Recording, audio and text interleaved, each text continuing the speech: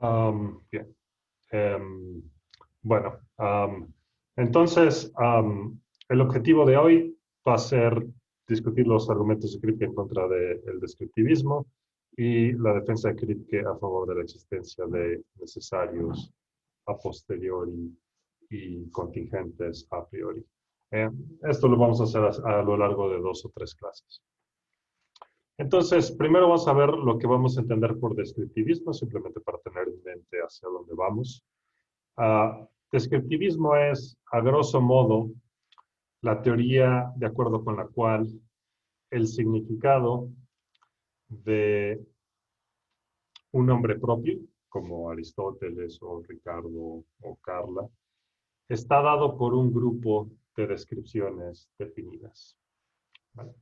Entonces, la idea es simplemente que el significado de un nombre propio está de alguna forma codificado, puede ser representado o es una colección de descripciones definidas que satisfacen ciertos constreñimientos, por supuesto, no es simplemente cualquier grupo de descripción definida. Entonces, si recuerdan a su Frege, inmediatamente les quedará claro que Frege era claramente un descriptivista. Frege pensaba que el significado del nombre de Aristóteles está dado por el sentido que ese nombre expresa, y el sentido del nombre de Aristóteles es algo como el pupilo de Platón y el maestro de Alejandro Magno, en donde esas son descripciones definidas. ¿Vale? En alguna parte de su carrera, Russell fue descriptivista. Él pensó que la gran mayoría de los nombres propios en realidad eran descripciones definidas disfrazadas. Entonces, esta es otra forma en que uno puede ser descriptivista. Uno puede pensar que en apariencia este es un nombre propio, pero en realidad a nivel de su significado, de su forma lógica en particular, es una descripción definida. Entonces, lo que vamos a ver son las críticas de Kripke a este tipo de teoría. Kripke piensa que el significado de un nombre propio simplemente no puede ser dado por un cúmulo de descripciones. ¿Vale? Y bueno, como les dije, lo segundo que vamos a ver, no hoy no vamos a cubrir esto, pero más adelante, son los argumentos de Kripke a favor de los necesarios a posteriori y los contingentes a priori. Esta es una discusión sumamente interesante porque básicamente está en intersección de 3 disciplinas, que es la filosofía del lenguaje, porque los argumentos de Kripke van a estar dados principalmente desde la filosofía del lenguaje, van a ser argumentos basados en tesis sobre filosofía del lenguaje. También se intersecta esto con metafísica, porque vamos a hablar acerca de lo que es necesario. Y por supuesto se intersecta también con epistemología, porque es una tesis que concierne lo que es a priori. Y por supuesto también pueden ver esa intersección aquí, ¿no? Lo contingente tiene que ver con metafísica, lo posteriori con epistemología. Entonces vamos a considerar este argumento de Kripke que se encuentra justo en la intersección de estas 3 disciplinas. Y creo que eso lo hace particularmente interesante. Pero no solo es interesante porque se encuentra en la intersección de estas 3 disciplinas. Si saben algo acerca de estas 2 nociones, necesario y a posteriori, sabrán que tradicionalmente se había pensado que lo que es necesario no puede ser conocido a posteriori. Y también se había pensado que lo que es contingente no puede ser conocido a priori. Si esto no les dice nada, más adelante en la clase van a tener esto claro, una vez que veamos lo que vamos a entender por necesario, contingente, a priori y a posteriori. Bien. Entonces vamos a comenzar con algunas distinciones. Primero, esta distinción en epistemología, teoría del conocimiento, entre lo que es a priori y lo que es a posteriori.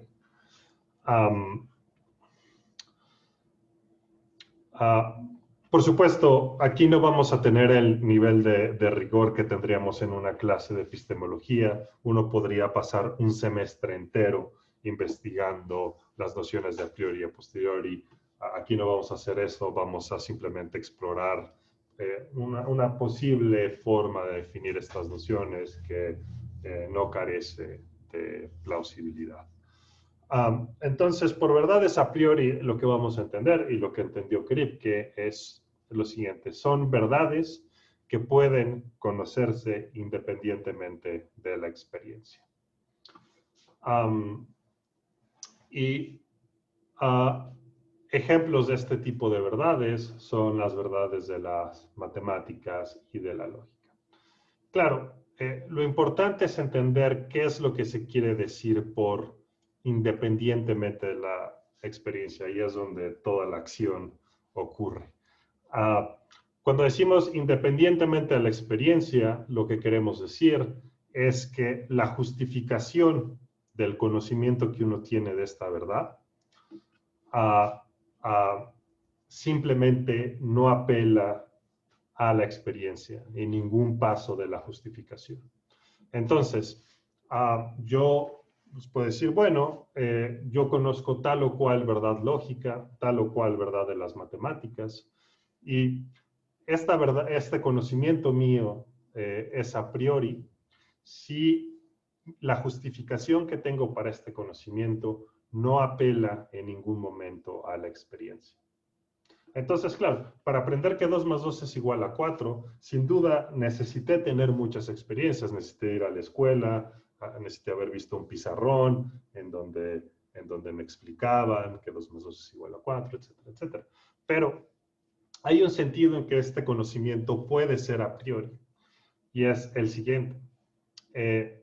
Si van al departamento de matemáticas, a la facultad de matemáticas, y tocan la puerta de la oficina de alguna matemática brillante, y les dicen, a ver, por favor, justifícame que 2 más 2 es igual a 4, lo que ella va a hacer es enunciar algunos axiomas de teoría de conjuntos o de aritmética, lo que fuera, y a partir de ahí va a deducir poco a poco que 2 más 2 es igual a 4. Va a ofrecer una prueba perfectamente formal y general de que 2 más 2 es igual a 4.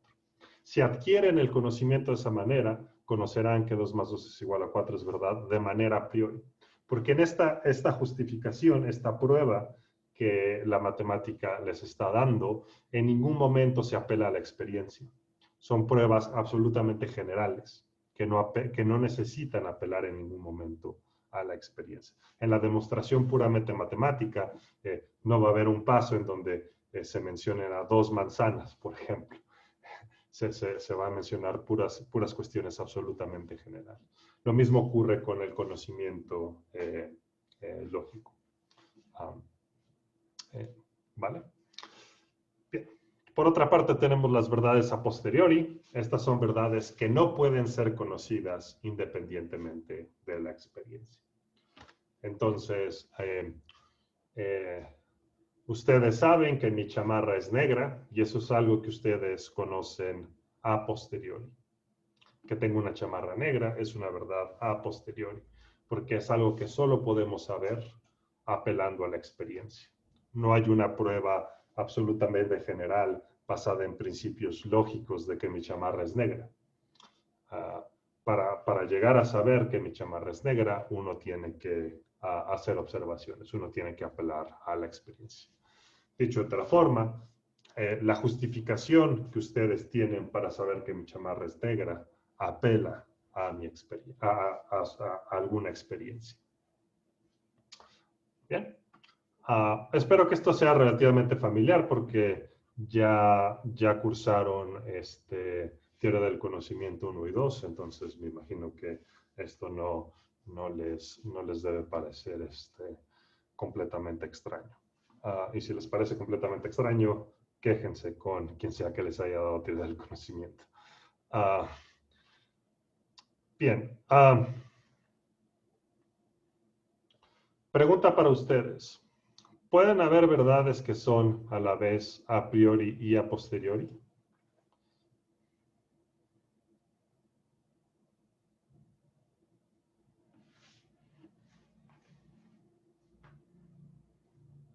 Les dejo pensando en la pregunta mientras voy por un vaso con agua. Regreso en 20 segundos.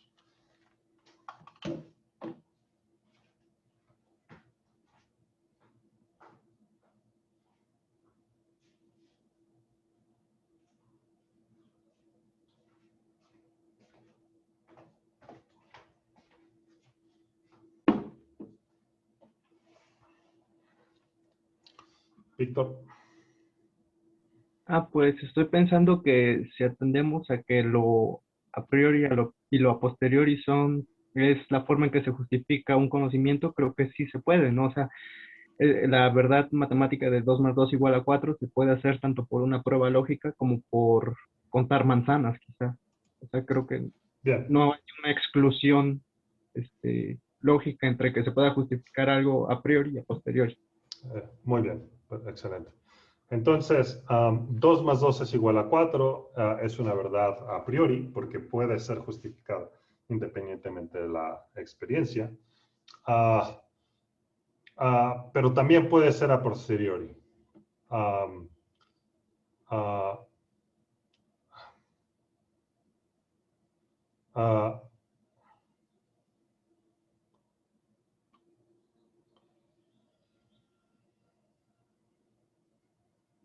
um, porque uno puede llegar a saber que 2 más 2 es igual a 4, poniendo 2 manzanas sobre la mesa, luego otras 2 y ver que eso es idéntico a 4. O quizá, mejor aún, uno podría llegar a conocer que 2 más 2 es igual a 4 usando una calculadora, ¿no? Las calculadoras son confiables a la hora de proporcionar verdades. Si escribimos una calculadora 2 más 2 y le damos al botón, nos va a decir eso es igual a 4. Es una forma de adquirir conocimiento, pero es una forma de adquirir conocimiento que claramente apela a la experiencia.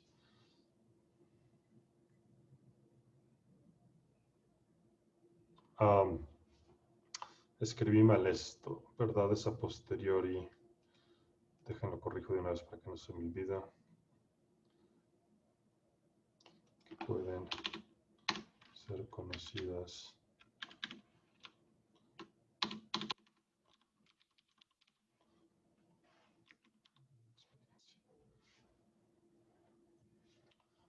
Bien.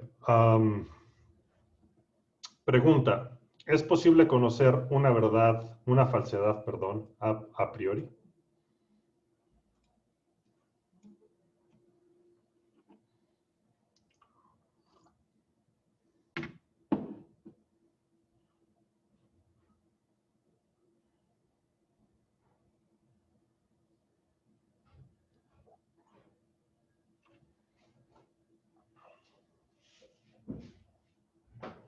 Víctor. Pues consideraría tal vez que sí. O sea, si atendemos igual a operaciones básicas de la aritmética, si atendemos a las propiedades básicas de los números naturales, si, por ejemplo, una suma no se adecua con una de las propiedades, podemos reconocer que esa operación es falsa a partir de esas propiedades que tenemos por axioma. No sé si es correcto. Entiendo lo que quieres decir, pero en realidad la pregunta es truculenta. Okay. Pregúntate primero, ¿es posible conocer algo que es falso? Y estrictamente la respuesta es no, porque para conocer algo, ese algo tiene que ser verdadero. Yo no puedo decirte, yo sé que la luna está hecha de queso. Simplemente no puedo saber que la luna está hecha de queso porque es falso que la luna esté hecha de queso. Para saber algo, ese algo tiene que ser verdadero. ¿Vale? Claro, lo que tú Entonces, tenías, como interpretaste la pregunta fue, ¿es posible saber que algo es falso? ¿O es ajá. posible saber a priori que algo es falso? Pero la pregunta que hice es ligeramente distinta. Te pregunté si es posible saber una falsedad a priori. Ok, ok. Entonces, por ejemplo, su punto es que no podemos conocer falsedades, pero sí podemos tener creencias falsas, pero Pro- conocer falsedades no. Eso. Exactamente. Quizá recuerdes por tus clases de teoría del conocimiento, la teoría tripartita del conocimiento, que tiene sus problemas, pero lo que la teoría dice es que S sabe que P es sí solo sí, primera condición, P es verdadera. S cree que P y S está justificado en creer que P. Pero lo importante es, una de las cosas importantes en el conocimiento es que lo que se conoce tiene que ser verdadero. Cierto, cierto. ¿Vale? Bien. Bueno, ahora vamos a atender a la distinción entre lo necesario y lo contingente. Vamos a enfocarnos en la manera en que Kripke dibuja la distinción. Por supuesto, necesario se dice de muchas maneras. No dudo que hayan habido personas en el pasado que hayan tenido una noción distinta de necesidad. Lo que vamos a explorar es la noción de necesidad que Kripke popularizó y que ha sido tremendamente fructífera en filosofía analítica. Entonces, decimos que P es necesariamente verdadera. Sí, solo sí. P es verdadera y no pudo haber sido de otra forma. ¿Vale? Entonces, por supuesto, si P es necesariamente verdadera, P tiene que ser verdadera. No, hay no de otra. Y lo interesante, o la parte de la definición en donde toda la acción ocurre es en esta parte. Y no pudo haber sido de otra forma. ¿Vale? Entonces, lo que es necesariamente verdadero es verdadero y no pudo no haber serlo. ¿Vale? Por tanto, una falsedad necesaria se entiende de la siguiente forma. P es necesariamente falsa, sí solo sí. P es falsa y no pudo haber sido de otra forma. ¿Vale? ¿Alguien puede darme un ejemplo de una verdad necesaria?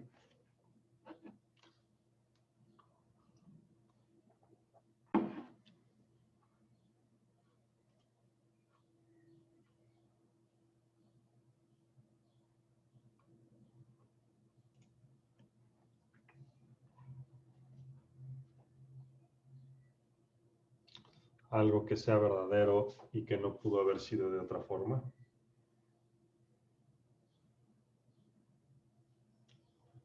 Dicho, Stephanie. ¿Puede ser el ejemplo de hace rato que 2 más 2 es igual a 4? Exacto. Bien, las verdades de las matemáticas son verdades necesarias. 2 más 2 es igual a 4 es verdad y no pudo no haber sido verdad. No pudo haber sido que 2 más 2 es igual a 5. ¿Vale? Por supuesto, esto manteniendo el significado físico de las palabras de la aritmética. Por supuesto, el símbolo de suma pudo haber significado otra cosa, tal que, dado ese nuevo significado, 2 más 2 es igual a 5, pero ahí estaríamos hablando de otra cosa. Si mantenemos el significado del vocabulario de la aritmética, si lo mantenemos fijo, es claro que 2 más 2 es igual a 4, es verdadero y no pudo haber sido de otra forma. Saúl. Sí. ¿Que no todo no pudo haber sido de otra forma? Todo no pudo haber sido de otra forma. Mm, ¿Es lo que estás diciendo? ajá. Entonces, lo que estás preguntando es si toda verdad es necesaria. Parece que eso es lo que estás preguntando. Si todo no pudo haber sido de otra forma, entonces, dado como estamos entendiendo verdad necesaria, lo que estarías diciendo es que toda verdad es una verdad necesaria. ¿Te estoy entendiendo bien o...? Esa última parte ya no la entendí. O sea, como que... como que... entonces, tú estás diciendo todo es tal que no pudo haber sido de otra forma. Ajá. Entonces, esta es una taza blanca. Y si lo que dices es correcto, esto no pudo haber sido de otra forma. Esta taza no pudo haber sido verde. ¿No? Ajá, a eso me refiero. Entonces, toda verdad sería necesaria, ¿no? Porque esta es una verdad, la taza es blanca.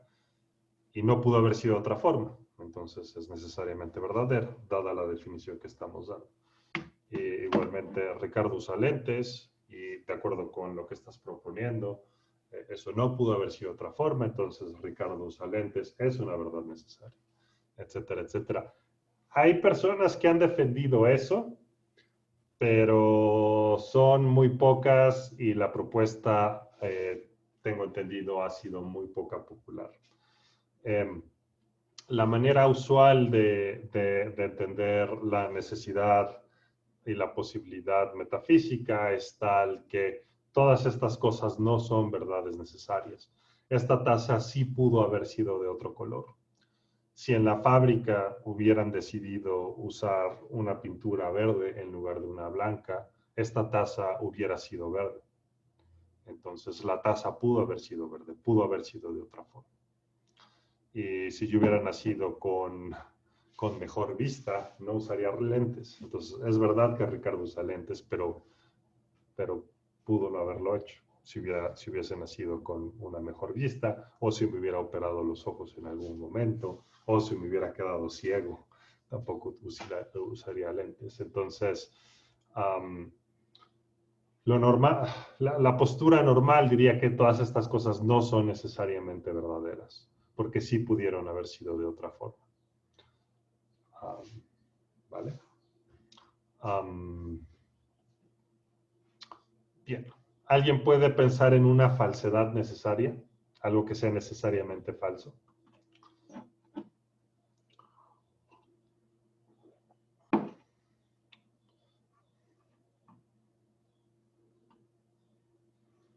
Algo que sea falso y que no puede haber sido de otra forma, Víctor.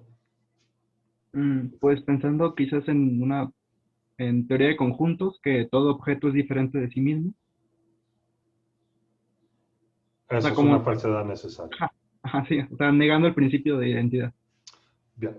Entonces, básicamente, la negación de cualquier verdad necesaria va a ser una falsedad necesaria, ¿no? Si tienes algo que es necesariamente verdadero y lo niegas, lo que vas a obtener es algo que es necesariamente falso. De igual forma, si niegas 2 más 2 es igual a 4, entonces no 2 más 2 es igual a 4. Esa es una falsedad lógica. ¿Por qué? Porque es falso y no pudo haber sido verdadero. Porque siempre es verdadero que 2 más 2 es igual a 4. Entonces no es el caso que 2 más 2 es igual a 4. Siempre es falso y no pudo haber sido verdadero. De igual forma, si niegas una ley lógica, como P o no P, lo que tienes es una falsedad lógica. De hecho, la gente que sostiene que la lógica clásica es correcta, que es bastante gente, diría que las tautologías son verdades necesarias. Entonces, P o no P, necesariamente verdadera. Si recuerdan la tabla de verdad, siempre arroja verdadero. Eso es buena señal de que es es necesariamente verdadera. Y todas las contradicciones son falsedades lógicas. Una contradicción no puede ser verdadera, siempre es falsa. Entonces es falsa y no pudo haber sido verdadera. ¿Vale? Bueno, verdades contingentes.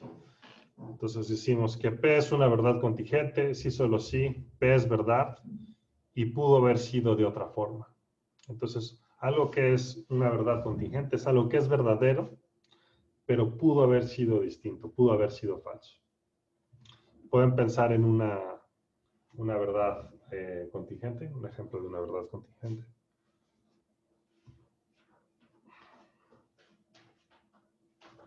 Stephanie. Pienso en un bebé, ok, nace como, no sé, género masculino, pero pudo haber sido femenino. Sí. Sí. Entonces, yo soy hombre, pero pude haber sido mujer. Si mis cromosomas hubieran sido un poco distintos, yo hubiera sido mujer. Entonces, es verdad que Ricardo es hombre, pero pudo haber sido mujer. Entonces, que Ricardo es hombre es una verdad contingente. Los ejemplos que les di hace unos minutos ilustran bien esto también, ¿no? Es verdad que esta taza es blanca, pero es una verdad contingente porque la taza pudo haber sido verde, pudo haber sido negra, pudo haber sido azul. Básicamente, todos o casi todas las verdades acerca del mundo natural, del mundo físico, son contingentes. El mundo físico siempre pudo haber sido de otra forma. Si las causas hubieran sido ligeramente distintas en el pasado, el presente hubiera sido completamente distinto. Entonces, prácticamente todo lo que está en el presente pudo haber sido de otra forma. Todas las verdades acerca del presente pudieron haber sido falsas si el pasado hubiera sido ligeramente distinto. Stephanie. Y antes de que sigamos avanzando, no me quedó claro el ejemplo de la falsedad necesaria. Bien.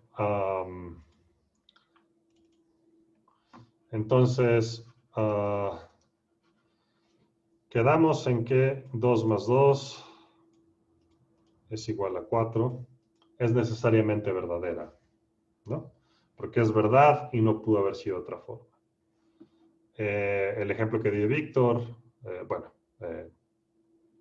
no dijo exactamente esto, pero hacia acá apuntaba. Para toda x, x es igual a x, también es una verdad necesaria, ¿no? Es necesariamente verdadero que todo es idéntico a sí mismo.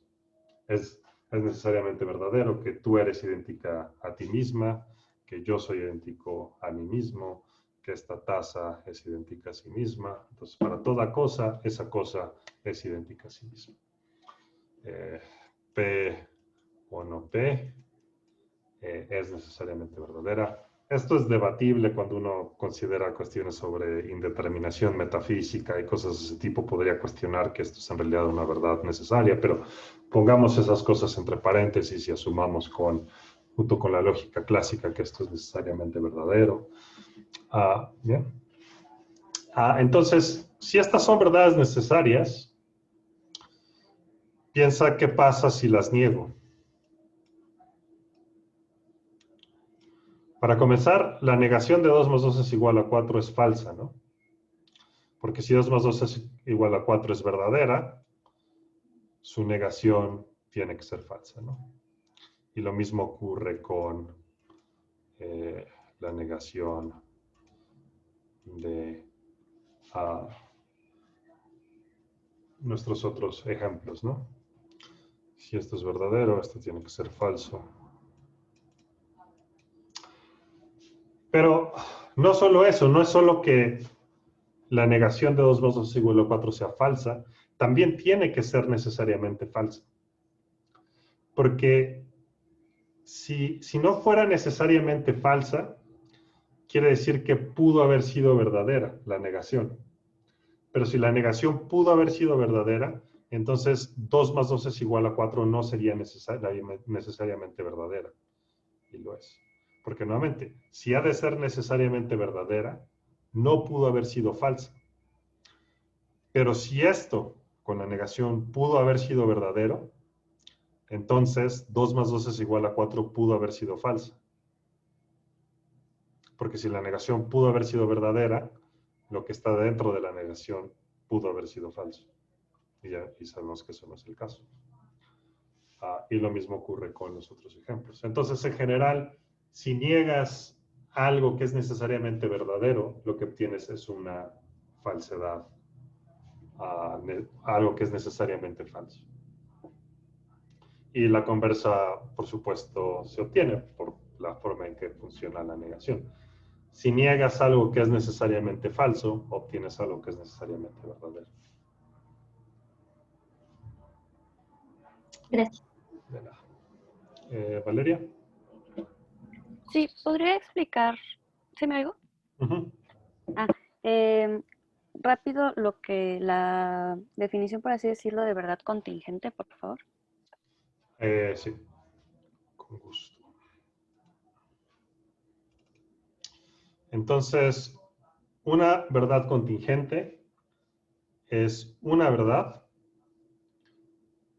que pudo haber sido de otra forma, es decir, que pudo haber sido falsa. Entonces, es una verdad contingente que esta taza es blanca. que primero, es verdad que la taza es blanca, pero pudo haber sido de otra forma. La taza pudo haber sido verde. Entonces, que la taza es blanca pudo haber sido falso. Y lo mismo ocurre para virtualmente toda verdad acerca del mundo físico. Es verdad que el planeta Tierra contiene agua, pero pudo haber sido de otra forma. Piensan que muchísimas cosas pudieron haber pasado, tal que el planeta Tierra no hubiera tenido agua si esas cosas hubieran pasado. Supón que el planeta Tierra hubiera gravitado de tal forma que se estabilizó mucho más cerca del Sol de lo que está. Todo el agua se hubiera evaporado, no hubiera habido agua en el planeta Tierra. Entonces, es verdad que hay agua en el planeta Tierra, pero pudo no haber sido el caso. Pudo haber sido falso que hay agua en el planeta Tierra. Si el planeta Tierra hubiera entrado a la órbita mucho más cerca del Sol de lo que está. ¿Vale? Es verdad que ahora yo uso barba, tengo barba, pero pude no haberla tenido, ¿no? Si me hubiese rasurado en la mañana, ahora no tendría barba. Entonces, que tengo barba es una verdad, pero es una verdad contingente. ¿Vale? Y entonces las verdades contingentes contrastan bien con las verdades necesarias. Algo que es necesariamente verdadero es algo que es verdadero y no pudo haber sido de otra forma. 2 más 2 no pudo haber sido 5, no pudo haber sido 6. 2 más 2 necesariamente es igual a 4. Que tengo barba es algo que es verdadero, pero que pudo haber sido de otra forma, pudo haber sido falso, pude no haber tenido barba. Si hubiera tomado la decisión de rasurarme en la mañana, ahorita no tendría barba. Entonces, que tengo barba es una verdad meramente contingente. ¿Esto ayuda, Valeria? Sí, gracias. Bien. Y bueno, una falsedad contingente es una falsedad que pudo haber sido verdadera, ¿no? Entonces, P es contingentemente falsa, sí, solo sí, P es falsa, pero pudo haber sido verdadera. ¿Alguien puede pensar en una falsedad contingente? Algo que es contingentemente falso. Víctor. Que Ricardo tiene barba. Esa no es una falsedad contingente porque sí tengo barba, es verdad que tengo barba. Perdón, que no tiene barba. Pero eso quise decir. Bien, sí, que Ricardo no tiene barba es una falsedad contingente. Es falso porque sí tengo barba, pero es contingente porque pudo haber sido verdadera. Pudo haber sido el caso que yo no tenga barba. Es una falsedad contingente que esta taza es roja. Primero es falso porque la taza es blanca, pero pudo haber sido verdadero. Pudo haber sido verdadero que la taza es roja. Normalmente si en la fábrica hubieran utilizado otro colorante, esta taza sería roja en lugar de blanca. Bien. Y por último, la noción de posibilidad, que es similar a la noción de contingencia. Decimos, P es posible si solo sí P podría ser verdadera. Entonces, todo lo que podría ser verdadero es posible. ¿Vale? ¿Alguien podría dar un ejemplo de algo que es posible? Que mañana salga el sol. Exactamente. Es perfectamente posible que mañana salga el sol porque podría ser el caso que mañana salga el sol. También es posible que mañana no salga el sol. Es muy improbable. La probabilidad de que mañana sí salga el sol es altísima. La probabilidad de que no salga es diminuta, dado lo que sabemos sobre astronomía, etcétera, etcétera. Pero es posible que mañana no salga el sol. Es algo que podría ocurrir. Ahora, generalmente cuando pensamos acerca de lo que es posible, pensamos acerca de cosas que van a ocurrir o no van a ocurrir en el futuro.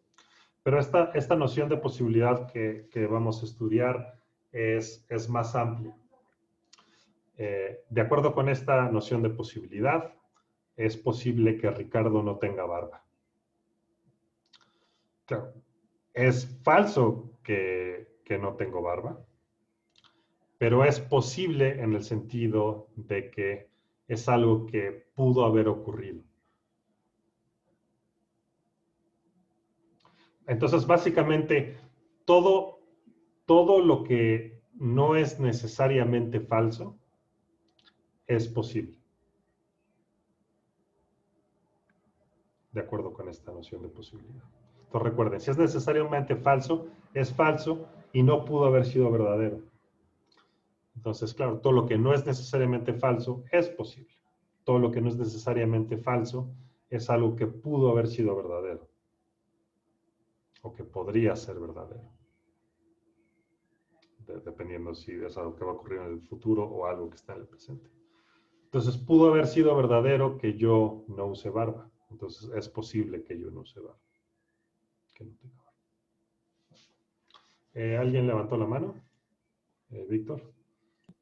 Sí, yo, es que Kripke da un ejemplo sobre los entes ficticios, por ejemplo, habla del unicornio, pero no me quedó muy claro eso, o sea, porque plantea que puede, en algún momento, los arqueólogos descubran algo que se parece a las características que tenemos de los unicornios, y entonces, o puede ser que no las hayan encontrado, no recuerdo muy bien cómo lo describía, pero el hecho de que hallemos o no hallemos no quiere decir que los unicornios no sean posibles.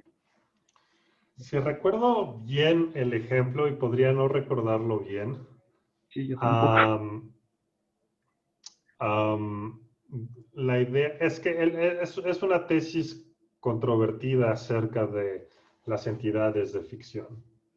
Entonces, creo que lo que tiene en mente es algo como esto.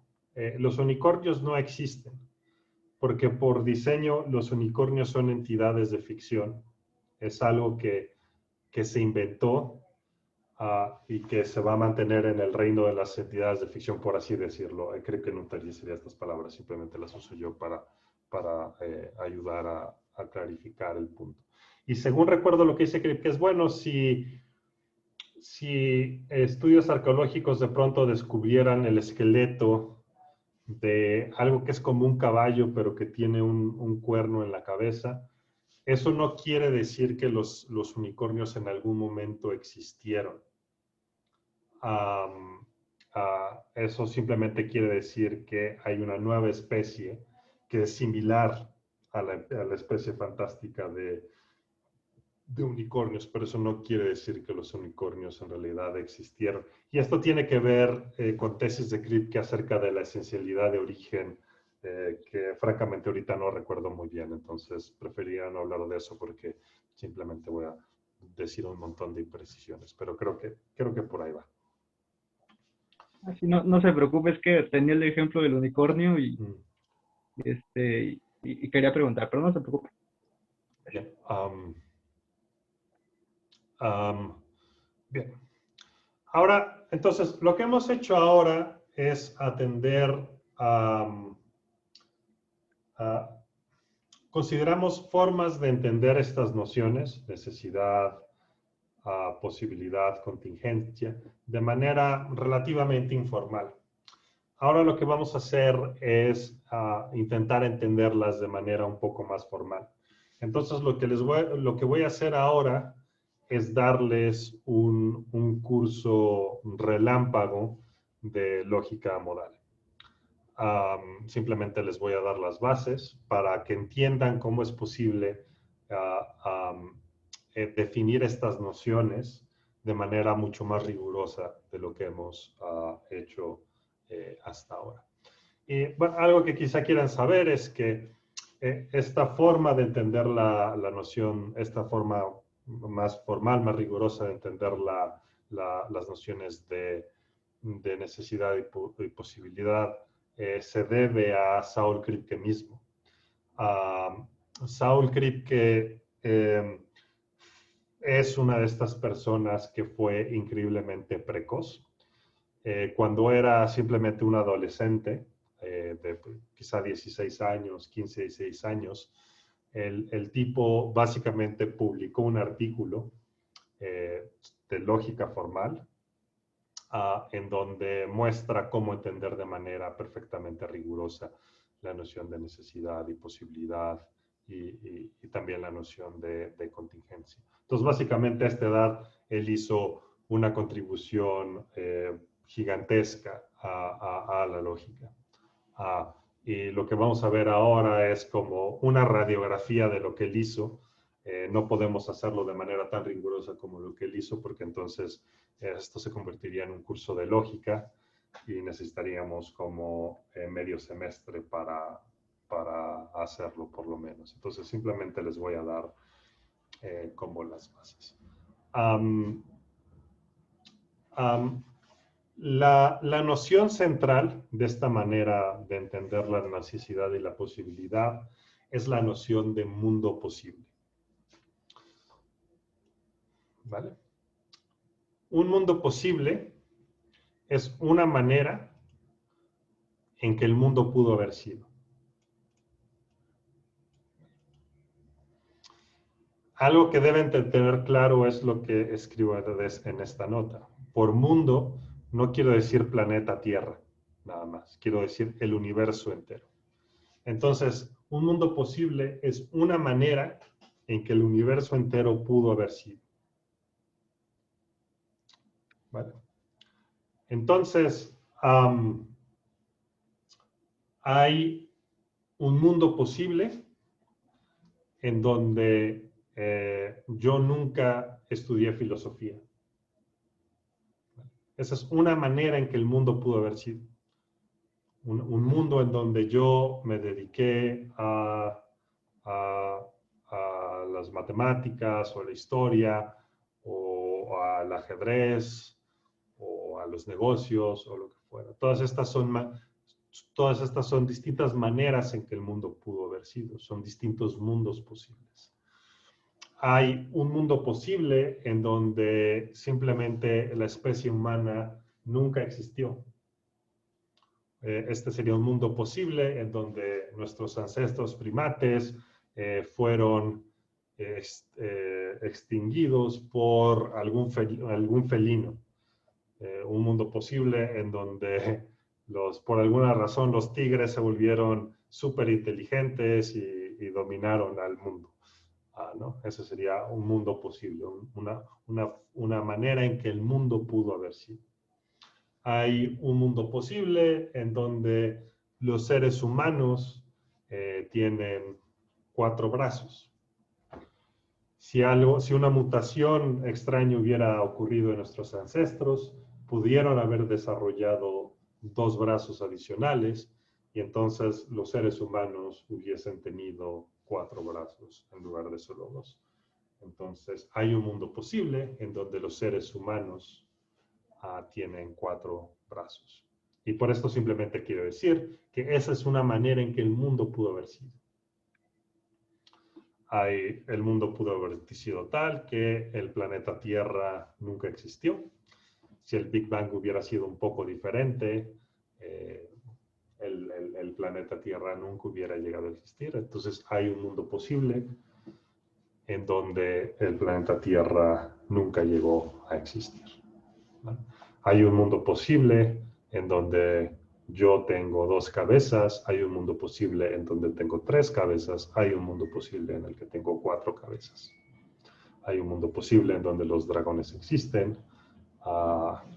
Y básicamente para todo lo que sea posible, para toda forma concebible y coherente de concebir al mundo, hay una manera en que el mundo pudo haber sido que corresponde a eso. Aquí estoy asumiendo que la concebibilidad implica posibilidad. Esa es una discusión abierta, pero lo voy a asumir simplemente para ayudarlos a entender la noción de mundo posible. Sí, básicamente todo. Sí, de hecho, Rick and Morty juegan mucho con la idea de mundo posible. Si han visto la serie, Rick and Morty viajan todos estos mundos. Algunos son totalmente distintos al nuestro, otros son como mundos paralelos, que son como el nuestro, pero con ligeras diferencias. Ahora, algo que hay que decir es que estrictamente esos no son mundos posibles, distintos al nuestro.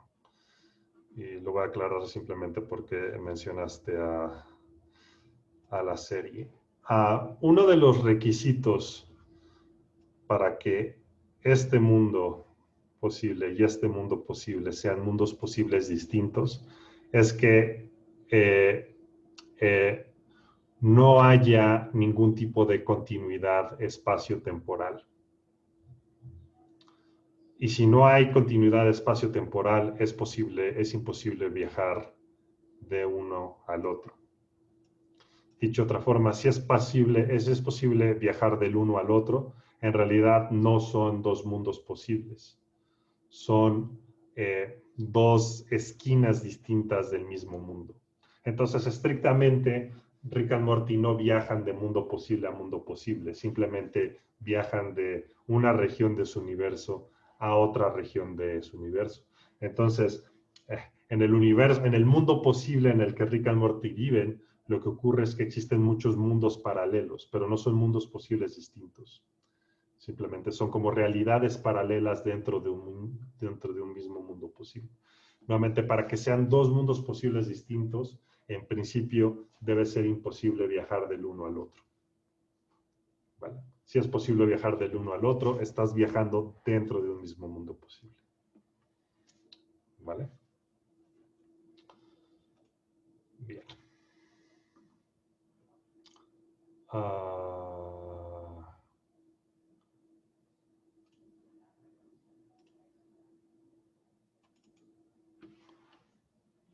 Bien. Entonces, sugiero que ahora tomemos una pausa de 10 minutos y cuando regresemos vamos a ver cómo es que Kripke utilizó esta noción de mundo posible para entender de manera rigurosa la noción de necesidad y posibilidad. Una cosa antes de irse, no quiere decir que Kripke haya inventado o descubierto la noción de mundo posible, es mucho más vieja. Leibniz, por ejemplo, ya la había utilizado. Es solo la manera en que Kripke la entiende y cómo lo utiliza en esta lógica que desarrolló fue lo novedoso de esa parte de su trabajo. En fin, bueno, entonces nos vemos en 10 minutos. Veámonos a las 12:10, entonces 12 minutos de descanso, ¿vale?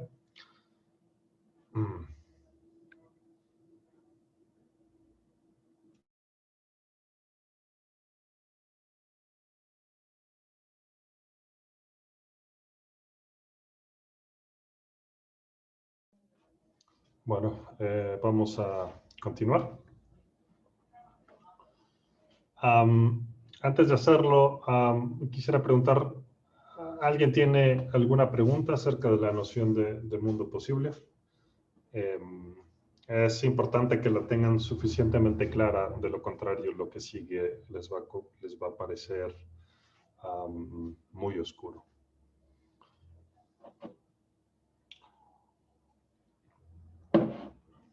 ¿Me preguntas? Bueno, quizá algo que deberías decirles es que hasta ahora, en mi explicación de lo que es un mundo posible, he intentado permanecer neutral acerca de preguntas metafísicas concernientes a esta noción, la noción de mundo posible. Es decir, no me he comprometido a decir que los mundos posibles son tan reales como el nuestro. No me he comprometido a decir que los mundos posibles son entidades físicas con espacio y tiempo, como lo es nuestro mundo posible. Hay quienes sostienen eso, famosamente David Lewis lo sostuvo en su libro sobre la pluralidad de los mundos. Es una postura muy controversial, poca gente la sostiene. Para la mayoría de las personas, si preguntas acerca de de la metafísica de los mundos posibles, la respuesta va a ser que los mundos posibles son algún tipo de entidad abstracta, que puede ser representada como conjuntos de proposiciones o como conjuntos de propiedades, cosas de ese tipo. Sin embargo, esas preguntas son preguntas acerca de la metafísica de los mundos posibles y nosotros no necesitamos preocuparnos acerca de ese tipo de preguntas para utilizar la noción de mundo posible en filosofía del lenguaje. Básicamente dejamos que la gente que trabaja en metafísica resuelva esas preguntas y nosotros podemos simplemente utilizar la noción para hacer nuestro trabajo en filosofía del lenguaje. Por supuesto, algunas cuestiones de la metafísica de mundos posibles podrían tener un impacto en la filosofía del lenguaje que se apoya en este tipo de noción, pero no es algo que deba preocuparnos ahora. Bien. Vamos de regreso a la guía.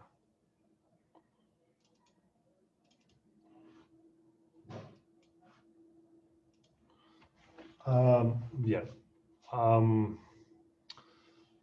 Entonces, he aquí la forma en que vamos a entender la noción de necesidad, contingencia y posibilidad, basándonos en la noción de mundo posible. Vamos a decir ahora que P es necesariamente verdadera, si solo si P es verdadera en todo mundo posible. Vamos a decir que P es necesariamente falsa, si solo si P es falsa en todo mundo posible.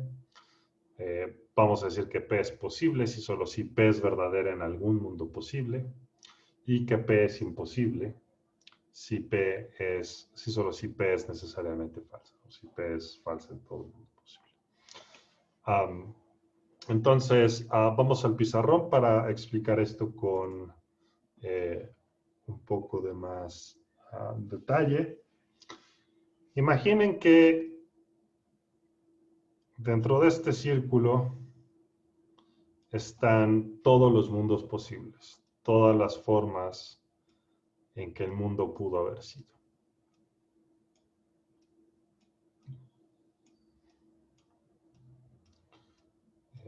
Esto se puede llamar el espacio de posibilidades, si quieren usar un término así que suena sofisticado. Y supongan que este es nuestro mundo posible. Nosotros vivimos aquí. Entonces, decimos que P es necesariamente verdadera. Y esto lo formalizamos de esta forma. La caja significa simplemente es necesario que. Entonces decimos que es necesario que P.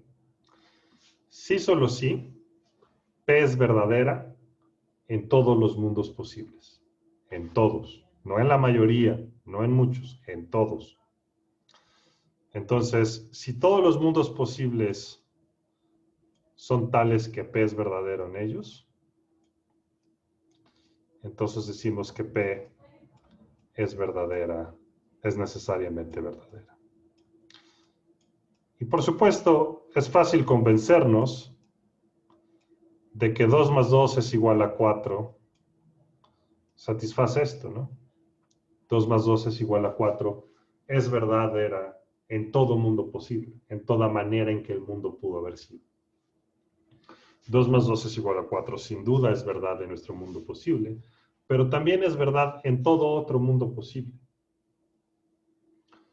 Bueno, piensan en el mundo posible en donde yo tengo 5 cabezas. Muy bien, la biología es muy rara en ese mundo posible, sí, pero sigue siendo el caso que 2 más 2 es igual a 4. Y la cuestión es que un mundo en donde, si hubiera un mundo en donde 2 más 2 no fuera igual a 4, sería un mundo incoherente. Y por tanto no sería un mundo posible. Sería un mundo imposible, por así decirlo. De igual forma, para toda X, X es igual a X, es decir, todo es idéntico a sí mismo, es verdad en todo mundo posible. ¿Por qué? Porque en todo mundo posible, toda cosa que vive en ese mundo posible es idéntica a sí misma. Dicho de otra forma, no hay algo en algún mundo posible que no sea idéntico a sí mismo. Por tanto, este bicho es verdadero en todo mundo posible. Por tanto, es necesariamente verdadero. Es necesario que todo es idéntico a sí mismo. Bueno. Y noten cómo esta es una forma de rescatar la noción intuitiva de ser verdadero y la noción intuitiva de que algo necesariamente verdadero es algo verdadero que no pudo haber sido de otra forma. Si todas estas son todas las maneras en que el mundo pudo haber sido, y P es verdadera en todas ellas, entonces P es verdadera y no pudo haber sido de otra forma. Porque en todas las formas en que el mundo pudo haber sido, P es verdadera. ¿Vale? Entonces, esta forma de entender la necesidad como verdadero en todo mundo posible ayuda muy bien a rescatar esta noción intuitiva de que lo necesario es lo que es verdadero y no pudo haber sido de otra forma. Nuevamente, ¿por qué? Porque estas son todas las formas en que el mundo pudo haber sido y P es verdadera en todas ellas. Entonces, P es verdadera y no pudo haber sido de otra forma. ¿Vale?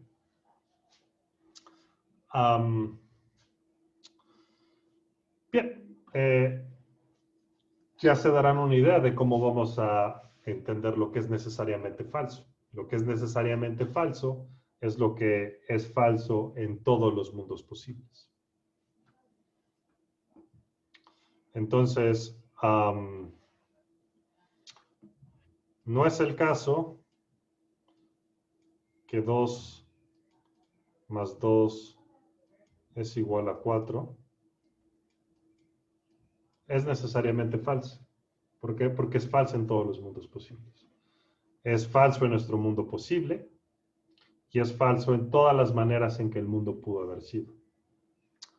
No hay una forma en la que el mundo pudo haber sido tal que sea falso que 2 más 2 es igual a 4. Por tanto, no es el caso que 2 más 2 es igual a 4, es falso en todas las maneras en que el mundo pudo haber sido. Por tanto, es falso y no pudo haber sido verdadero. Es falso y no pudo haber sido de otra forma. Es necesariamente falso. Vale. Y por supuesto, también podemos utilizar esta manera de pensar acerca de las cosas para tener un entendimiento más preciso de la noción de posibilidad. Entonces decimos que Q es posible, y eso lo simbolizamos con un diamantito. Es posible que Q, sí solo sí, Q es verdadera en algún mundo posible. Basta con que sea verdadera en un mundo posible para que, de acuerdo con esta noción de posibilidad, Q sea posible. Entonces, ¿es posible que Ricardo tenga 8 cabezas? Sí.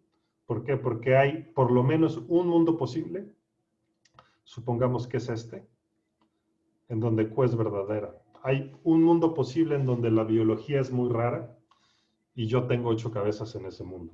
Entonces es posible que Ricardo tenga 8 cabezas. Es posible que mañana salga el sol. ¿Por qué? Porque hay por lo menos un mundo posible en donde mañana va a salir el sol. Es posible que mañana no salga el sol. ¿Por qué? Porque hay un mundo posible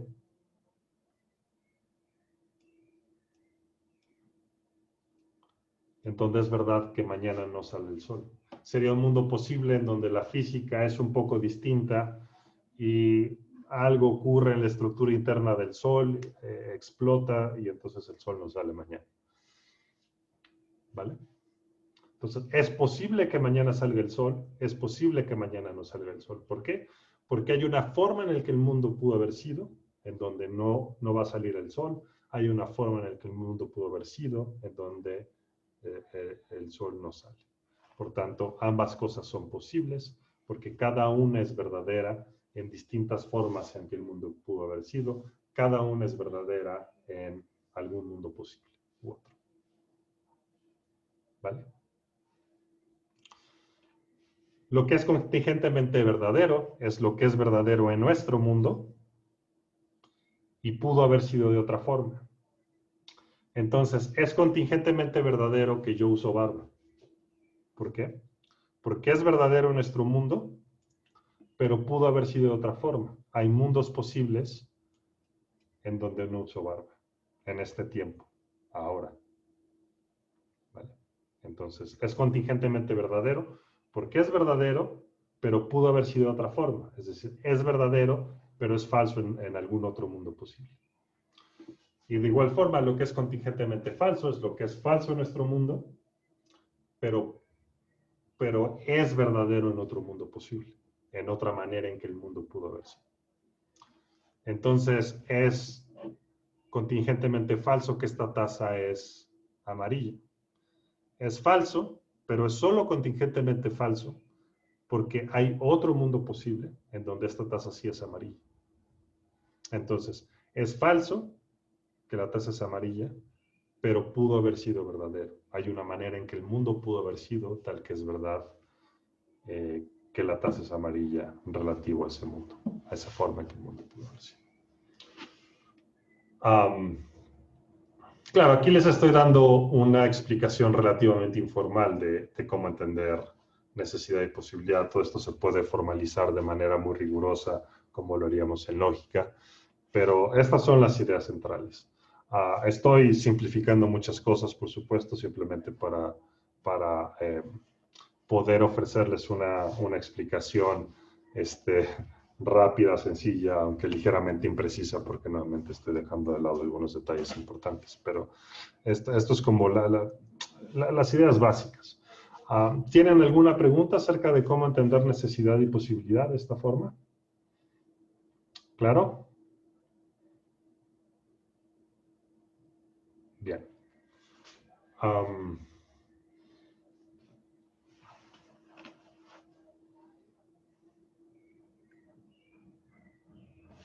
Bien. Bueno. Entonces vamos a seguir avanzando. Con esta maquinaria sobre la mesa, vamos a estar en posición de entender dos nociones que van a ser muy importantes para las críticas de Kripke al descriptivismo. Son las nociones de designador rígido y designador no rígido.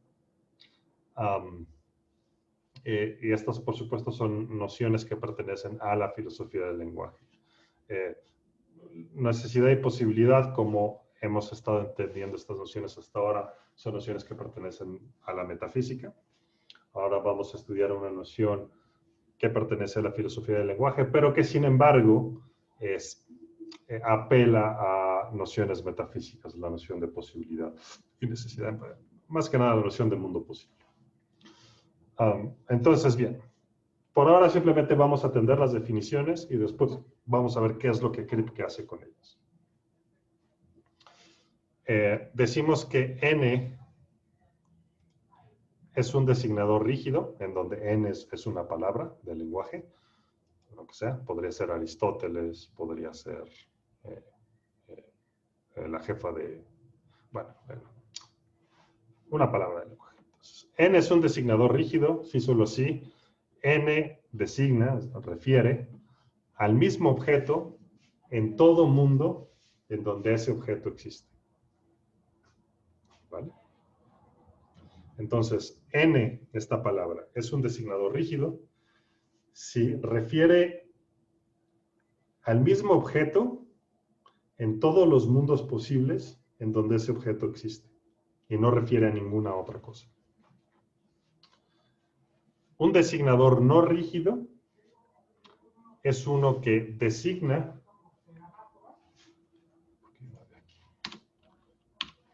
a objetos distintos en mundos posibles distintos.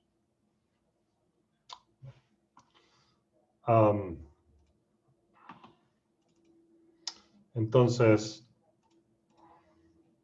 Nuevamente, supongan que este es nuestro espacio de posibilidades, que estos son todos los mundos posibles. Por supuesto, sobra decir que el número de mundos posibles es infinito. Hay un número infinito de mundos posibles, un número infinito de maneras en que el mundo pudo haber sido. Entonces, esta es una simplificación. Estos son todos los mundos posibles, simplemente una simplificación. Entonces, supongan que n es un designador rígido. Esto quiere decir que si n refiere a esta persona, entonces va a referir a esa persona y solo a esa persona en todos los mundos en donde esa persona existe.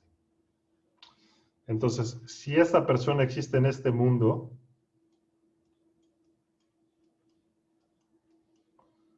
y en este mundo, y si n es un designador rígido, eso quiere decir que n va a tener como referente a esta persona en este mundo, va a tener como referente a la misma persona, es la misma persona, en este otro mundo, y va a tener como referente a esta persona en este mundo, y no va a referir a nada más. En mundos en donde la persona no existe, no refiere a nada, y en mundos en donde la persona existe, solo refiere a esa persona. Si esto ocurre, decimos que el designador es rígido. Entonces, por supuesto, Kripke va a decir, y esta es una de las tesis centrales de el nombrar y la necesidad, que los nombres propios son designadores rígidos. Entonces, supongan que N es el nombre Ricardo y que este monito soy yo. La idea es que N, ese nombre, Ricardo, va a referir a mí en todos los mundos posibles en donde yo existo. Entonces, si yo existo en este mundo posible, el nombre Ricardo refiere a mí. Y si yo existo en este otro mundo posible, el nombre Ricardo refiere a mí. Y así. ¿Vale? Bien. Ahora está la idea de la noción de designador no rígido. Así como hay designadores rígidos, hay designadores que no son rígidos. Si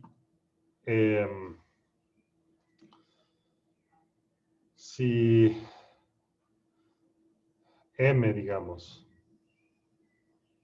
es no rígido, Saúl. Sí, por ejemplo, si usted existiera en otro mundo posible, pero sus padres eligieron otro nombre para usted. Bien, muy buena pregunta.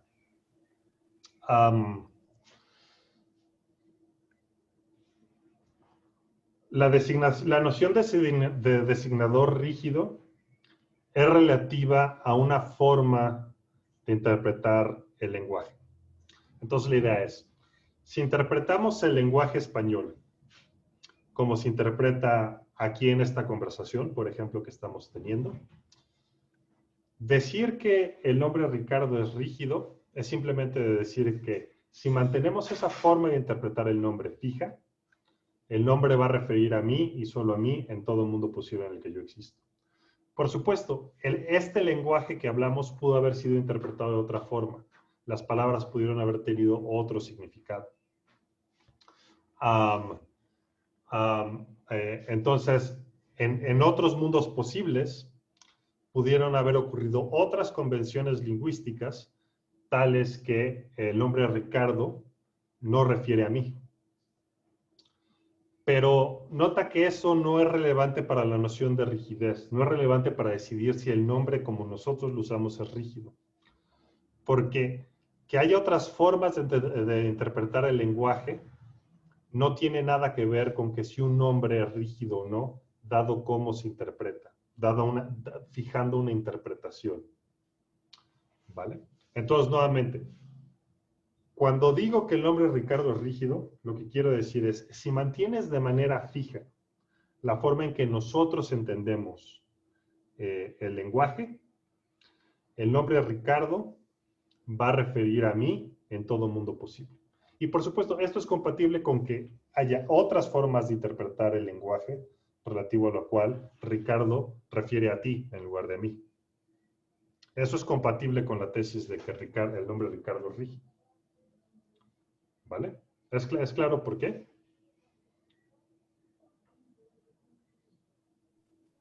Si entendí bien, se trata más de,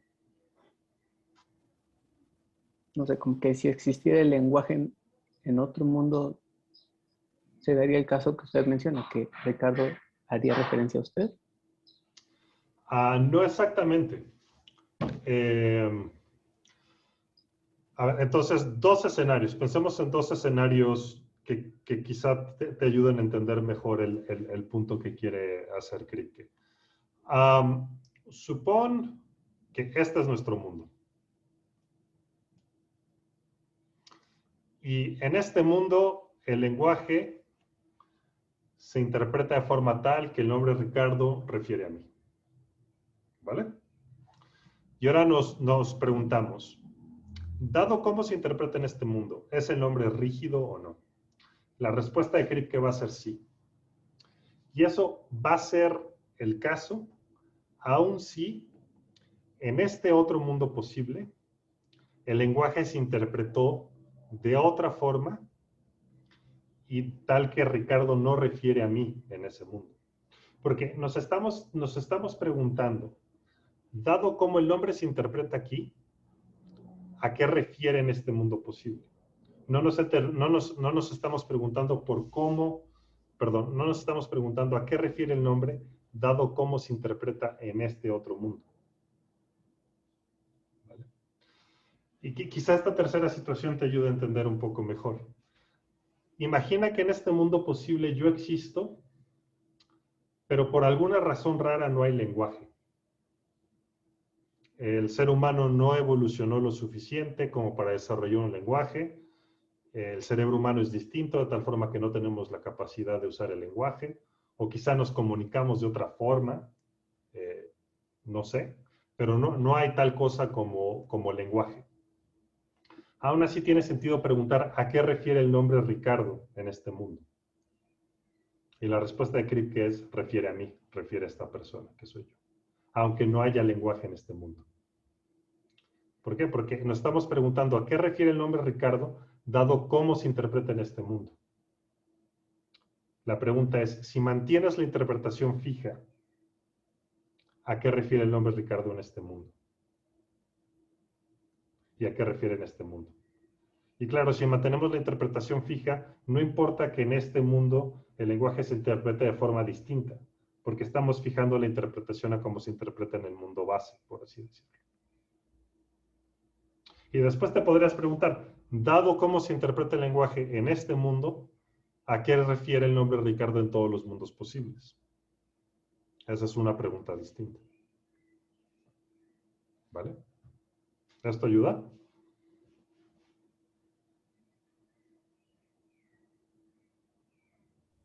Eso es cierto, aun si sus padres hubieran decidido darle otro nombre. Sí. Voy Entonces, a pensar si en este mundo me llamo Víctor, sigue siendo el caso que el nombre Ricardo, como se interpreta en este mundo, refiere a mí en este mundo. El nombre, si nos preguntamos ¿a qué refiere el nombre Víctor, dado cómo se interpreta en este mundo? La respuesta es a mí. Pero si preguntamos ¿a qué refiere el nombre Víctor en este mundo, dado cómo se interpreta el lenguaje en este mundo? La respuesta es no a mí. Va a referir a lo que sea que se llame Víctor en este mundo. Aquí.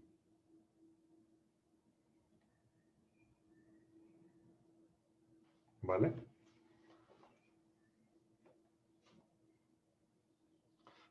La idea base es nuevamente, tenemos que fijar la interpretación del lenguaje para hacer preguntas acerca de rigidez.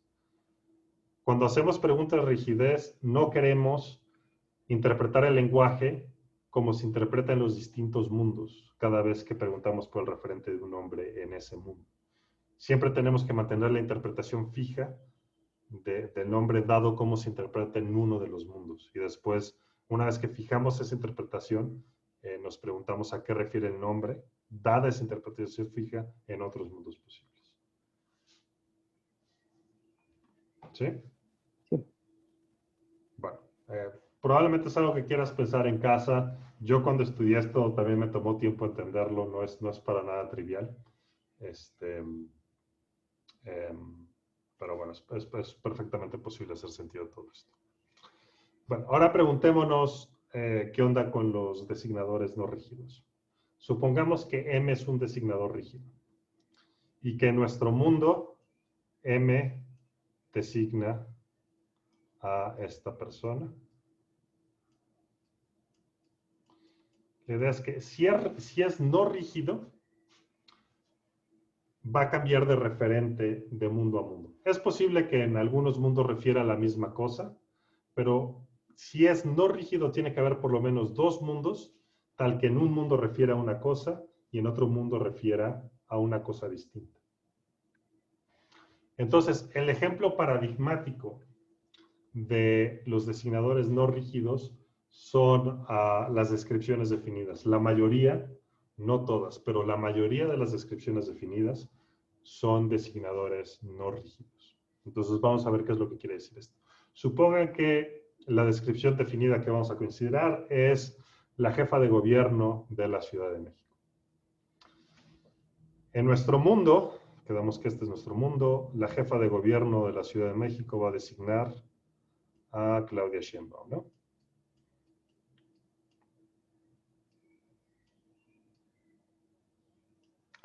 Pero, por supuesto, hay otros mundos posibles en donde Claudia nunca llegó a ser la jefa de gobierno de la Ciudad de México, en donde otra persona es la jefa de gobierno de la Ciudad de México.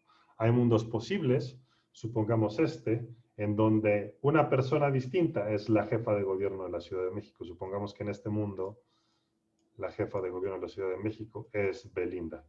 Lo voy a formalizar con un sombrero distinto. ¿Vale? Entonces, por supuesto, en nuestro mundo, la descripción la jefa de gobierno de la Ciudad de México va a referir a lo que sea que es la única jefa de gobierno de la Ciudad de México en ese mundo. Y por supuesto va a ser Claudia Sheinbaum. Pero si preguntamos a qué refiere la misma descripción en este otro mundo, la respuesta va a ser, pues va a referir a lo que sea que es jefa de gobierno en ese mundo. Y esa, por supuesto, va a ser Belinda en este mundo. Entonces, esta descripción, la jefa de gobierno de la Ciudad de México, es una descripción no rígida, es un designador no rígido, porque cambia de referente de mundo a mundo. Refiere a lo que sea que la satisfaga en ese mundo en cuestión. ¿Vale? Entonces, la idea de Kripke es los nombres propios, como Ricardo, como Aristóteles, son rígidos, refieren siempre a lo mismo en todo mundo posible, en donde esa cosa exista. Las descripciones definidas son no rígidas. Las descripciones definidas refieren a lo que sea que la satisfaga. Y si en un mundo la satisface una cosa, refieren a eso. Si en otro mundo satisfacen a otra cosa, refieren a esa otra cosa. ¿Vale? Consideren la descripción, el actual rey de Francia. En nuestro mundo no refiere a nada, porque no es rey de Francia, pero hay mundos posibles en donde Francia es una monarquía, y sí hay un actual rey de Francia. Supongamos que este es uno de esos mundos. Pues esa descripción va a referir a este sujeto en este mundo. Y en otros mundos posibles, donde también es una monarquía, pues va a referir a otras cosas, a quien sea que sea rey de Francia en esos otros mundos. Entonces, las descripciones son rígidas, los nombres propios no son rígidos. Perdón. Los nombres propios son rígidos, las descripciones definidas no son rígidas. La mayoría de las descripciones definidas. Por lo menos la mayoría de las descripciones definidas que utilizamos comúnmente. Ahora bien, antes de continuar, ¿podrían darme un ejemplo de una descripción definida que sí es rígida? Una descripción definida que refiere a la misma cosa en todos los mundos posibles.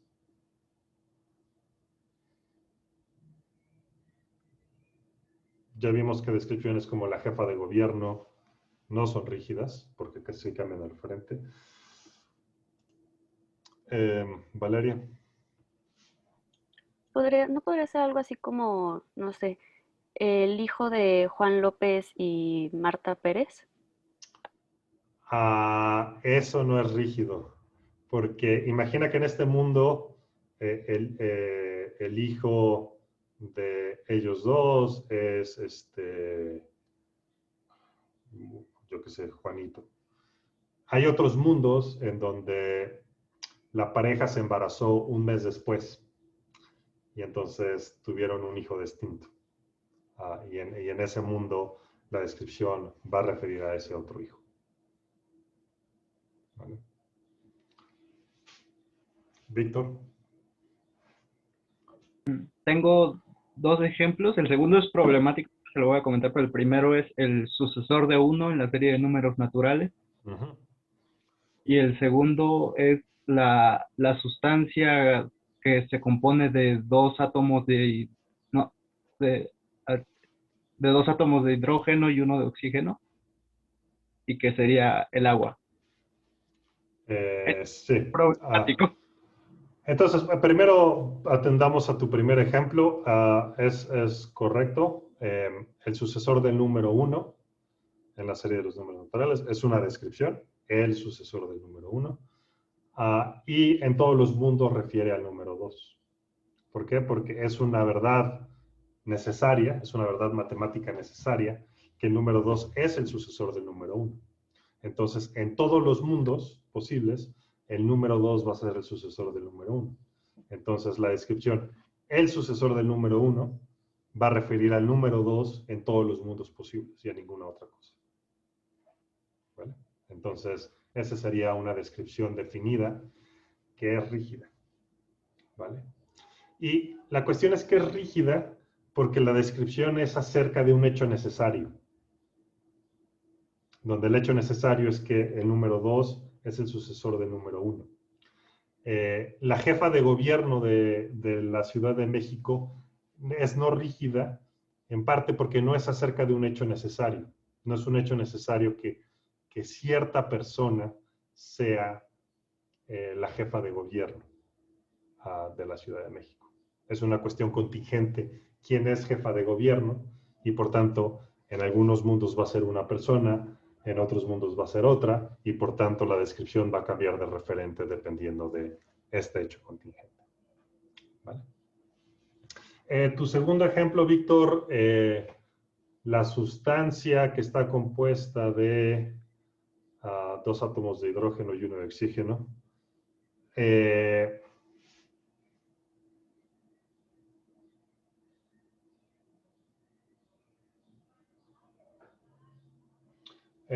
Es una descripción rígida, porque básicamente nunca va a ocurrir que esa descripción refiera a algo que no es agua. Va a referir al agua en todos los mundos posibles, porque es necesario que el agua sea H2O. Es que lo pensé porque en varios papers de Kripke ponían ese ejemplo como una verdad necesaria, un necesario a posteriori. Uh-huh. Entonces, eso... Sí, sí. Es necesario que agua sea H2O. Por tanto, la sustancia compuesta de dos átomos de hidrógeno y uno de oxígeno va a referir en todos los mundos posibles a la misma sustancia, al agua. Y en todos los mundos posibles el agua va a ser H2O. Nunca va a ocurrir que en algún otro mundo posible el agua es una sustancia distinta, porque es necesario que el agua sea H2O. Claro, todo esto es debatible, pero creo que Kripke convenció a una mayoría de personas acerca de eso. Bien. Y por último está la noción de designadores fuertemente rígidos. Estos son designadores rígidos que refieren al mismo objeto en todos los mundos posibles. Entonces, un designador rígido es uno que designa al mismo objeto en todos los mundos posibles en el que el objeto existe. Un designador fuertemente rígido designa el mismo objeto en todos los mundos posibles. Y esto, por supuesto, dada la manera en que Kripke entiende la modalidad, solo puede ocurrir si el objeto en cuestión existe en todos los mundos posibles. Es decir, si es un objeto necesario, es un objeto que existe en todos los mundos posibles. Entonces, básicamente, un designador fuertemente rígido es un designador rígido que designa algo que necesariamente existe, algo que existe en todos los mundos posibles. Pueden pensar en un ejemplo de... Entonces, el nombre Ricardo no es un designador fuertemente rígido. ¿Por qué? Porque no refiere a nada, ese designador, en mundos en el que yo no existo. Y sin duda yo no existo en muchos mundos porque no soy una entidad necesaria, ¿no? Si mis padres nunca se hubieran conocido, yo no hubiera nacido, por tanto, hay una manera en que el mundo pudo haber sido, tal que yo nunca nací, por tanto, hay un mundo posible en el que yo nunca nací. Y el nombre Ricardo no refiere a nada en ese mundo. El nombre Ricardo tal y como nosotros lo usamos, no como se usa en ese mundo. ¿Podrían dar un ejemplo de un designador fuertemente rígido?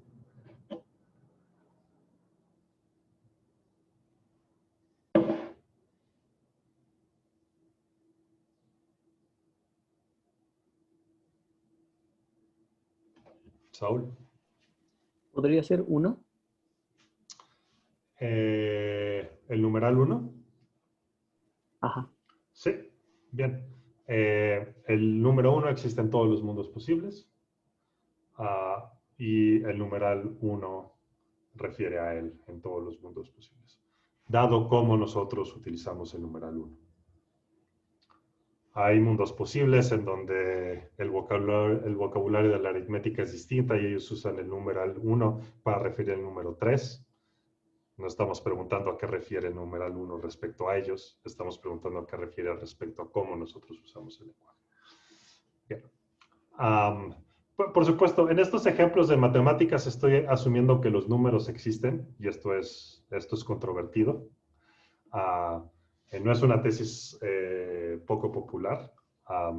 Mucha gente piensa que existen, la cuestión es qué son, pero también mucha gente piensa que no existen, porque si existen tendrían que ser entidades como platónicas o abstractas, y hay gente que no piensa que esas cosas existen. Simplemente estoy asumiendo que el platonismo acerca de matemáticas es verdadero para ilustrar estas nociones semánticas, pero tomen en cuenta que algunos de estos ejemplos son controvertidos, porque no es obvio que los numerales refieran a algo, porque no es obvio que los números existan. Saúl. ¿Y si hubiera un mundo en el que hubiera pura materia inerte, igual seguiría existiendo el número 1, el numeral 1? O sea, sí, pero si el platonismo acerca de matemáticas es verdadero, la respuesta sería sí. ¿Por qué? Porque si el platonismo es verdadero, la idea es la siguiente. Los platonistas razonan más o menos de esta forma. Por lo menos este es como un argumento simple a favor del platonismo. Considera la oración Ricardo tiene bala.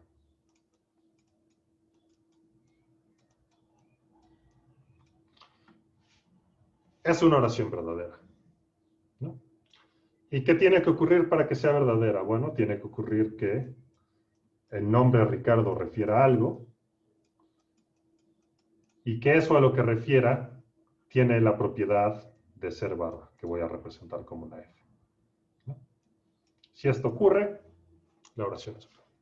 Entonces el platonista te diría, oye, pero no es el caso entonces que 2 más 2 es igual a 4. Y tú dirías, pues sí. Y bueno, te diría el platonista, atendiendo el caso anterior, ¿qué tiene que ocurrir para que esta oración sea verdadera? Y es verdadera. Ahora, ¿qué es lo que tiene que ocurrir? Bueno, tiene que ocurrir que el referente del numeral 2, que vamos a representar como un 2 así escrito de manera muy muy enfática. Cuando se le aplica la función de suma, que vamos a representar también así, la función de suma sería el referente de el functor de suma, de la palabra para la función de suma. Y otra vez el número 2 es igual a lo que es el referente del número 4. Si esto ocurre, es decir, si cuando a la función de suma le das como argumentos 2 veces el número 2, si esto te da como resultado el número 4, entonces la oración es verdadera. Pero la oración es verdadera, entonces esto tiene que ocurrir. Pero esto solo puede ocurrir si los numerales refieren. Y solo pueden referirse a aquello en lo que refieren existe. Por tanto, los números existen. Y después uno diría, bueno, ¿y qué pueden ser los números? No pueden ser entidades físicas. No ocurre que el número 1 es una cosa así hecha de materia. Tienen que ser entidades abstractas. Ya te metiste de lleno a una forma de platonismo, ¿no? Este sería un argumento relativamente simple a favor del platonismo en filosofía de las matemáticas.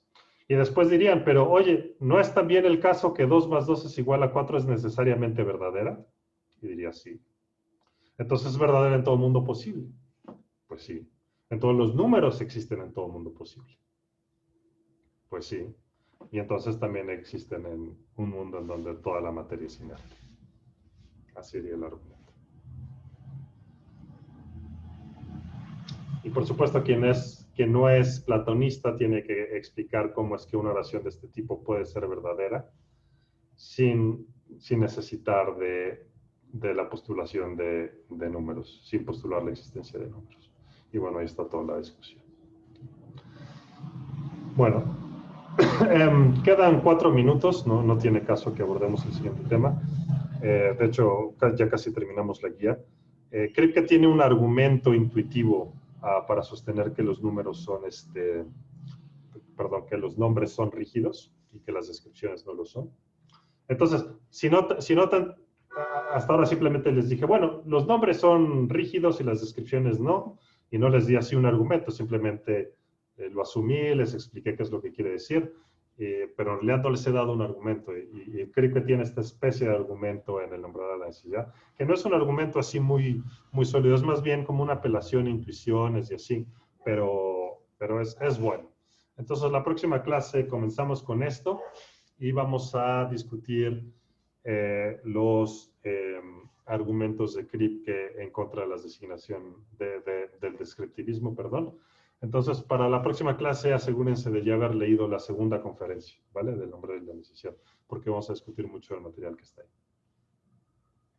¿Vale? Bueno, ¿alguna pregunta? Si no han visto, Valeria. Sí, a mí no me quedó muy claro el ejemplo que dio mi compañero del sucesor del número 1 como una descripción definida, Rígida. que a la vez, bueno, que es un designador rígido.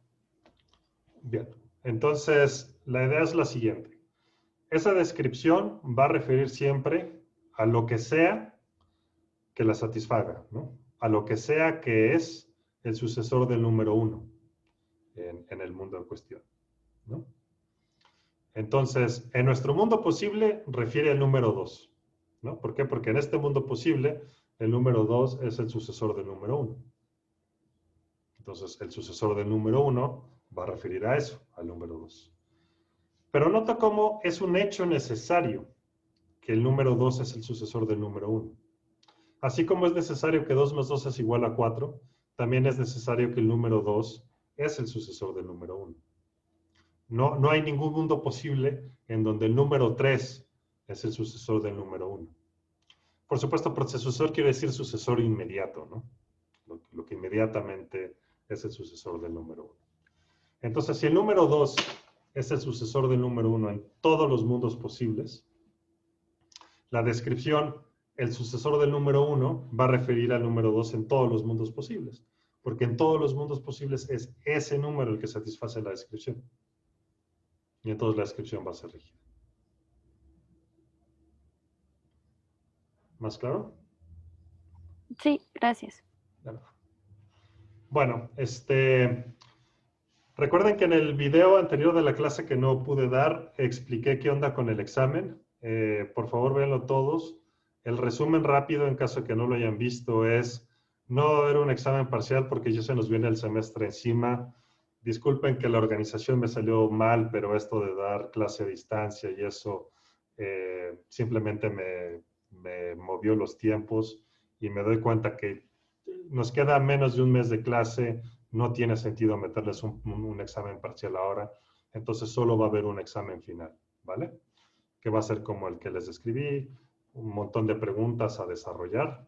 No va a ser un examen así masivo, de hecho, en algún sentido tuvieron suerte porque si hubiese hecho un examen parcial y uno final, el total de preguntas hubiera sido mayor que las preguntas que van a tener en este único examen final. Entonces, en algún sentido van a tener que escribir menos páginas. Entonces, no vaya a ser una cosa así brutal de darles 2 exámenes en uno al final. Entonces, no se preocupen por eso. ¿Vale? Bueno, pues si no hay más preguntas, nos vemos la próxima clase. Espero que todo vaya bien y bueno, hasta luego. Hello. Luego, Bye. profesor. Chao.